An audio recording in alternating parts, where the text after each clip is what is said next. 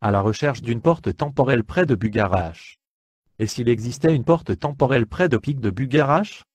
Dans son article Une porte spatio-temporelle au pied du Bugarache paru dans la revue Top Secret NDEG 63, François Garet évoque l'existence d'une porte dimensionnelle, non loin de Bugarache et de Rennes-le-Château, ou plus exactement sur les hauteurs de Rennes, les Bains dans le lieu dit Cerbaïrou. Sur place, muni de l'article de François Garet mentionnant la porte temporelle, et la piste ésotérique celtique de l'abbé Boudet dans la revue Top Secret.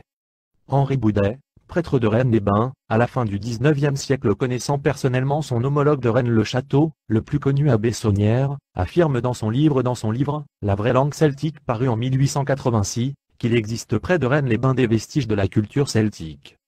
Son livre contient la fameuse et énigmatique carte Rennes celtique, et l'itinéraire qui mènerait à de véritables pierres sacrées, vestiges de la tradition celtique.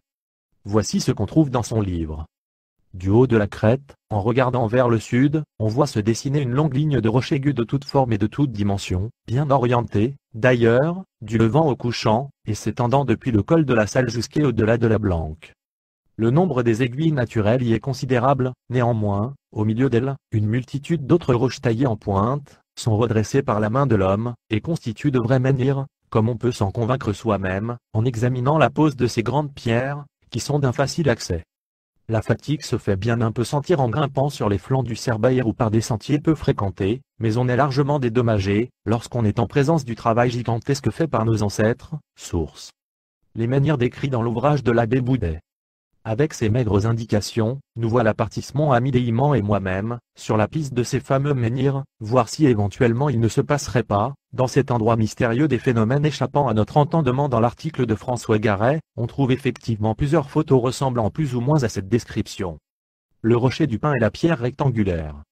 Dès le début de l'article, Garet met en garde le lecteur qui aurait l'idée aussi d'aller investiguer dans cette zone. C'est pourtant ce que nous avons fait, puisque nous avons passé la nuit là-bas dans la zone de Cerbaïrou, dont le nom ferait penser, comme le dit l'auteur, à Cerbère gardant la porte des enfers. Dans la mythologie grecque, Cerbère est le chien à 3 têtes gardant l'entrée des enfers. Lieu dit de Cerbaïrou qui n'est pas, sans rappeler les Cerbères, le gardien de la porte des enfers. Une porte vers des galeries souterraines est-elle à découvrir?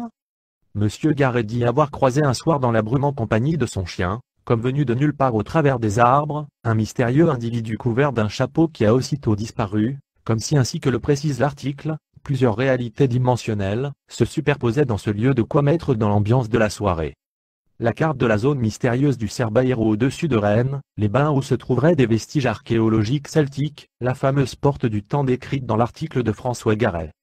Disons-le tout de suite, selon nos investigations, l'emplacement indiquant le fameux portail temporel, formé apparemment par 2 pierres, sur la carte de François Garet, est faux, ou tout au moins les pierres ne figurent plus à cet emplacement situé sur une zone découverte, que nous avons eu par endroits du mal à traverser, car de nombreux arbres semblaient déracinés probablement, par une tempête récente, à moins que la main de l'homme soit passée par là. Même si la carte de l'abbé Boudet ne nous a pas menés directement vers les pierres indiquées. Il y a quand même eu un petit moment de frisson à l'immédiate proximité de l'endroit indiqué, lorsque 2 coups sourds se sont fait entendre sur le sol, suivi d'un bruissement de feuilles. Une biche? Un sanglier, me dit mon ami Déimian, apparemment plus habitué que moi au bruit de la forêt. Soit. Nous n'en saurons pas plus. N'empêche que sur le coup, ça surprend. Nos investigations, guidées électroniquement par carte GPS, nous ont fait emprunter les chemins indiqués sur la carte, mais nous nous sommes également écartés des sentiers battus, nous enfonçant non sans mal plus en profondeur dans la forêt alentour. Plusieurs heures d'exploration de la zone nous ont pas permis de découvrir les 2 pierres mentionnées dans l'article. Il est vrai que dès qu'on sort du chemin, la zone est parfois accidentée, et en pente, et qu'il faut être vigilant. Je dis ça aux éventuels courageux qui voudront suivre nos pas et ceux des nombreux autres chercheurs de cette région. En revanche, nous sommes tombés plus ou moins par hasard, à proximité de l'endroit supposé. Selon les diverses descriptions, nous devions quitter le chemin, sur 2 rochers de la taille d'un homme dont vous trouverez la photo ci-dessous avec son emplacement répertorié sur la carte GPS. Déimian a relevé les coordonnées exactes. Le soir, après un bon repas, nous montons nos tentes respectives. Le campement avec nos 2 tentes montées, les futurs campeurs trouveront, je l'espère, la terre encore aplanie par nos soins, car le terrain assez rocailleux ne nous laissait pas beaucoup de place pour planter la tente. Dropet de pin, le point indique l'emplacement des pierres ci-dessous. Avons-nous trouvé les fameux menhirs, et le point sacré de la porte du temps? Ce rocher fendu n'est pas sans rappeler la légende arthurienne.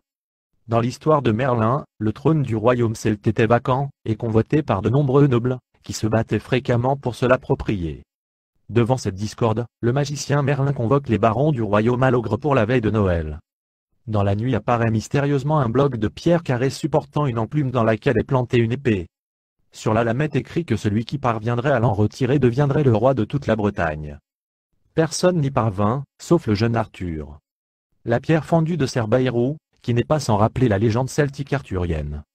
Après une balade le soir vers 21h, la nuit tombante pour chercher du bois pour le feu de camp, RAS, ni le soir ni la nuit, pas d'ovni à l'horizon ni de petits hommes verts ou de lutins à chapeau.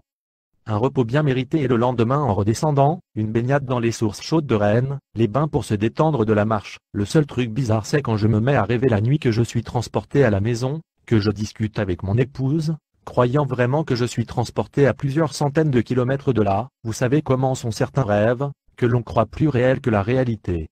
Et que le lendemain celle-ci me dit, avoir entendu une voix distincte dans la pièce à côté, l'appelait en la réveillant puis est suivi de son prénom. Ça fait bizarre, quand on a la confirmation au téléphone de cette coïncidence.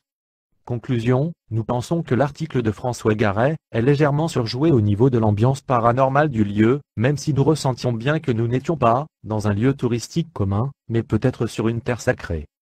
Nous regrettons peut-être de n'être pas restés assez longtemps sur place pour investiguer plus en profondeur le lieu, en particulier la recherche d'éventuels grottés souterrains. En tout cas nous avons très bien dormi, la température estivale et l'air pur du lieu n'y étant pas pour rien.